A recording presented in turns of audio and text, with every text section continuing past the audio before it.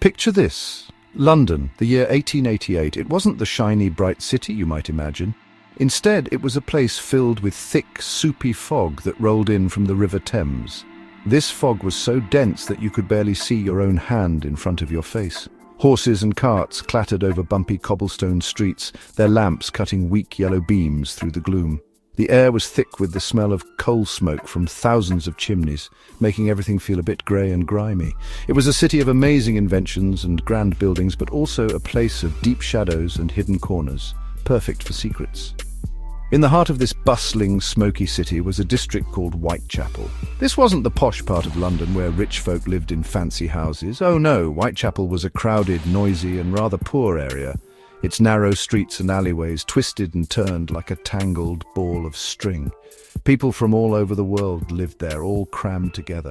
They worked hard in factories and docks just to get by. At night, the only light came from flickering gas lamps, which cast long dancing shadows that could play tricks on your eyes. It was a place where everyone knew everyone, and gossip travelled faster than a speeding steam train. Suddenly, a strange feeling began to creep through the streets of Whitechapel. It started as a whisper. A rumour passed from one person to another in the local pubs and markets. People started noticing things that were out of the ordinary, a shadow that seemed to move too quickly.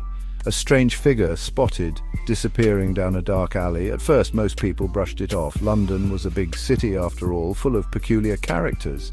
But the whispers grew louder and more worried. The usual hustle and bustle of Whitechapel life was slowly being replaced by a sense of unease. The children who played games in the streets felt it too. They were told to come home before the gas lamps were lit. The cheerful chatter of the market stalls seemed a little quieter. People started locking their doors a bit earlier and peering out of their windows before stepping outside.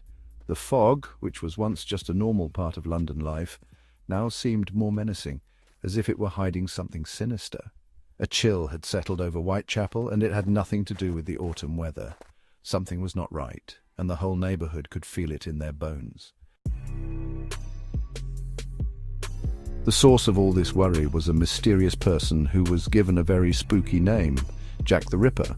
Who was Jack? Well, that was the big question. Nobody knew. He was like a ghost, a phantom who moved through the foggy streets completely unseen. He had no face, no real name, and no one could ever give a clear description of him. Some said he was tall, others said he was short. Some thought he wore a smart top hat and cape like a gentleman, while others imagined him in the ragged clothes of a poor worker. He was a complete and total mystery. This unknown figure became the biggest story in town. Newspapers, which were the internet of the 1880s, printed sensational headlines about the Whitechapel fiend. They wrote stories filled with dramatic details, making the mystery even bigger and scarier. People would huddle around newspaper sellers, eager to read the latest news. The name Jack the Ripper actually came from a letter sent to a news agency, supposedly by the man himself. Whether the letter was real or a clever prank, the name stuck. It was catchy, creepy, and it made the mystery person sound like a villain from a penny dreadful horror story. The community in Whitechapel was terrified, but also strangely fascinated. Fear was everywhere. The once lively streets became quiet and deserted after dark. People formed vigilante groups, marching through the alleys with lanterns and sticks, hoping to catch the shadowy figure themselves. They were determined to protect their neighborhood, but their search always turned up empty. The mystery man was always one step ahead, vanishing into the fog as if he were made of it. It was like trying to catch smoke in your hands. Just when you thought you had it, it would disappear.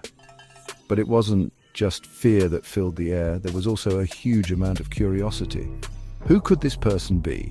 Was he a doctor with secret knowledge, or a butcher with a grudge? Was he a madman who had escaped from an asylum, or a clever foreigner who didn't speak the language? Everyone had a theory, and they would debate them for hours in the pubs. The mystery of Jack the Ripper became the most talked-about puzzle in the entire British Empire. He was a real-life monster, and trying to figure out his identity became a sort of gruesome national pastime for everyone. Of course, it was the job of the police to catch this frightening figure. The London police force, famous for their tall, helmet-wearing officers known as bobbies, launched one of the biggest manhunts in history. Detectives from Scotland Yard, the headquarters of the police, were put on the case. They were the best and brightest, But this mystery stumped them completely. They walked the streets of Whitechapel day and night, interviewing hundreds of people. They asked endless questions, trying to find a single clue, a tiny thread that might lead them to their man. But every lead went cold. The police tried all sorts of clever new methods. It was the beginning of modern detective work, you see.